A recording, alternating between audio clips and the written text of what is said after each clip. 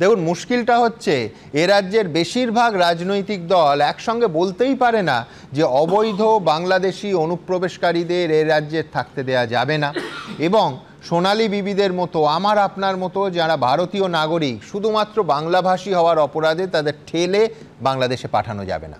মনে রাখতে হবে, সোনালী বিবির বাবা মায়েরও নাম আছে 2002 সালের ভোটার তালিকায়। কেন অন্তঃসত্ত্বা সোনালী বিবিদের বাংলাদেশে পুশব্যাক করা হলো?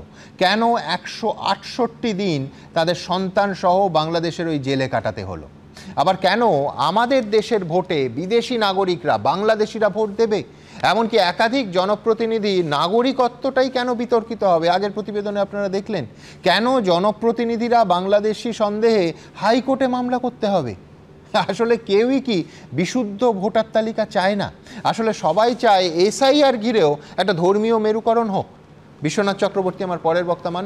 দেখুন, দিনের পর দিন বলে যাচ্ছি আমি, এসআইআর ভোটের আগে ভোট, এবং ভোটের আগে ভোটে আমার ভোটারদেরকে রক্ষা করতে হবে। অর্থাৎ একদল যখন সোনালী বিবিদের রক্ষা করতে ব্যস্ত, নিশ্চয়ই সেটা গুরুত্বপূর্ণ, কিন্তু অনুপ্রবেশকারীদের প্রশ্নে কিন্তু তারা নীরব থাকছেন। একেবারে সরাসরি তৃণমূল কংগ্রেস মুসলিমদের জন্য যতটা ব্যাকুল, ততটা কিন্তু শরণার্থীদের জন্য নয়। আবার বিজেপি যে কোনো মূল্যে শরণার্থীদের রক্ষা করবার জন্য যতটা ব্যস্ত, সোনালী বিবিদেরকে রক্ষা করবার ব্যাপারে কিন্তু তারা উদাসীন।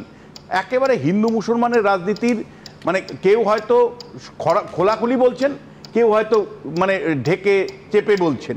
মমতা বন্দ্যোপাধ্যায় ঢেকে চেপে বলবার চেষ্টা করছেন তার নেতারা, আর বিজেপি হয়তো খুল্লা হিন্দুদের হয়ে বলছে হিন্দুত্বের দল, আমাদের হারানোর কিছু নেই।